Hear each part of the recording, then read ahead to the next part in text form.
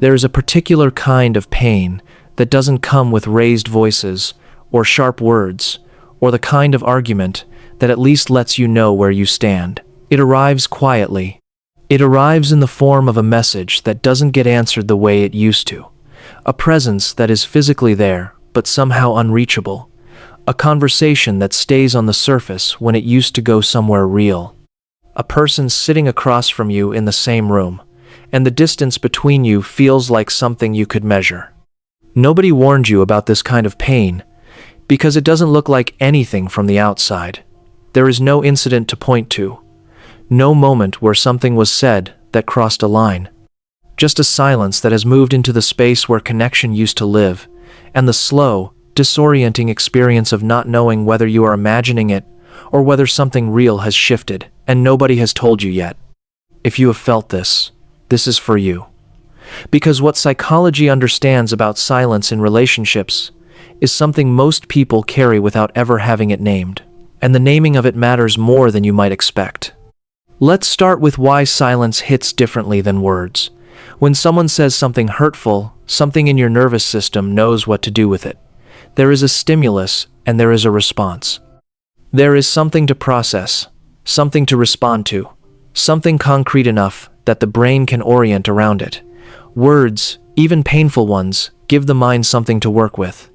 Silence gives it nothing, and a mind with nothing to work with does not go quiet. It goes looking. This is not a character flaw. It is neurological.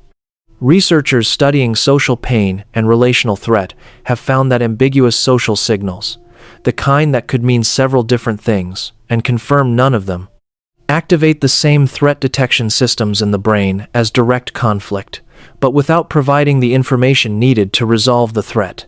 Your nervous system registers that something is wrong. It scans for the source. It finds nothing clear enough to act on, and so it keeps scanning, keeps generating possibilities, keeps asking the question that silence, by its nature, refuses to answer. And that sustained state of unresolved threat is not simply uncomfortable. It is, in measurable neurological terms, exhausting in a way that direct conflict rarely is. This is why being on the receiving end of someone's silence feels so much larger than the silence itself should logically feel. It is not that you are oversensitive. It is that your brain is doing exactly what it was designed to do in the presence of an unresolved relational threat. It is working, and it cannot stop working until the threat resolves or the meaning becomes clear. And here is the part that almost never gets said. The silence usually isn't nothing. It is something that hasn't found its way into words yet. And the reason it hasn't found its way into words is almost never simple. Psychology has documented extensively what happens inside a person before they go silent in a relationship. What the research shows is that silence is rarely chosen in the way people on the outside assume it is. It is rarely a power move, rarely a calculated withdrawal designed to cause maximum pain. It is almost always a sign that something has accumulated to a point that the person carrying it doesn't yet have the capacity to bring it forward safely, that the words haven't formed yet, that the fear of what saying it might cost is temporarily larger than the cost of holding it, that somewhere in their history, silence was the strategy that kept things from breaking apart, and the nervous system is reaching for the most familiar tool it has. John Gottman, whose decades of research on relationship dynamics produced some of the most reliable predictors of relational breakdown ever documented, identified what he called stonewalling as one of the 4 most destructive patterns in close relationships. But what is often missed, in how his work gets summarized, is why stonewalling happens. It happens when the nervous system becomes so flooded, so overwhelmed by emotional activation, that disengagement is the only regulatory strategy available. The silence is not indifference. The silence is a dysregulated nervous system doing the only thing it knows how to do when the volume becomes too high to process. Which means that the silence you are experiencing, the one that is sitting in the place where connection used to be, is probably not about your value to this person. It is probably about something happening inside them that they have not yet found a way to bring to you. That does not make it easier to feel, but it changes what it means. If any part of this is landing somewhere that recognition feels too small a word for, stay with this. This channel exists to give the psychological language to the relational experiences people carry without being able to name them. Subscribe if you haven't already, because what comes next is the part that goes somewhere. Most conversations about silence in relationships never quite reach. The part about what silence is actually asking for, and what makes it possible for it to finally break. Here is the painful irony that sits at the very center of this dynamic. The way most people respond to silence in a relationship is the thing most likely to deepen it. When the silence arrives, the natural human response is to pursue, to ask what's wrong, to push for the conversation, to say things like "you can't just shut me out," or "this isn't fair," or "why won't you just talk to me?" And every single time that happens, the person in silence receives it not as an invitation, but as confirmation of the fear that was keeping them quiet in the first place.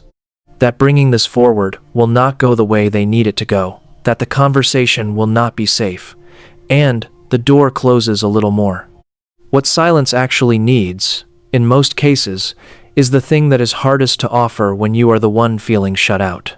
It needs patience that doesn't carry a deadline.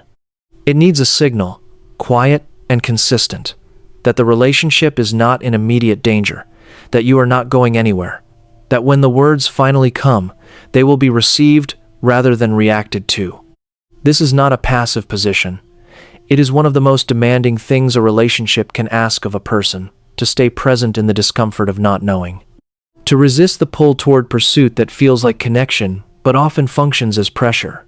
To trust that the silence is a process and not a verdict. And here is what is also true. Silence is not always something to wait out. There is a difference between silence as a temporary state of emotional overwhelm and silence as a pattern, as a habitual response to discomfort that never quite resolves, as a way of managing relational difficulty that has become so practiced it no longer feels like a choice. Gottman's research is clear on this point. When silence becomes the primary response to conflict and difficulty, when things consistently go unspoken until they accumulate into distance too large to cross, the relationship is not resting, it is slowly eroding. And the most loving thing that can happen is not more patience. It is a genuine reckoning with what the silence has been protecting and what it has been costing. This matters because silence in a relationship is never just silence. It is a communication. It is saying something that hasn't yet been put into words.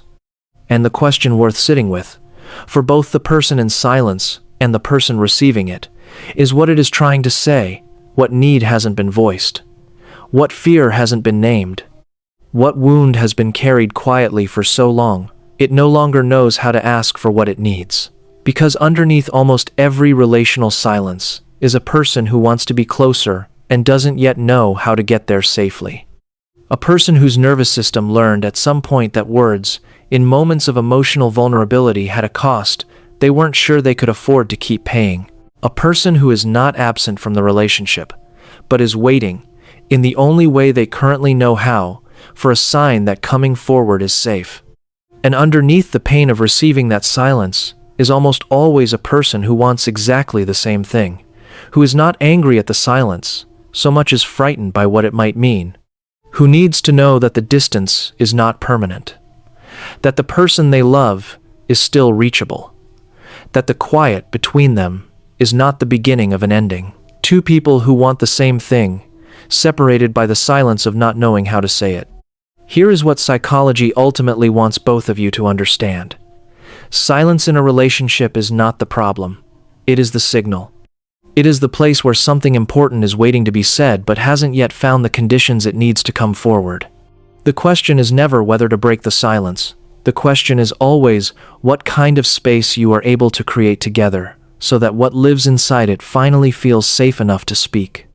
That is not a small thing to build, but it is the only thing, in the end, that actually reaches what the silence is protecting.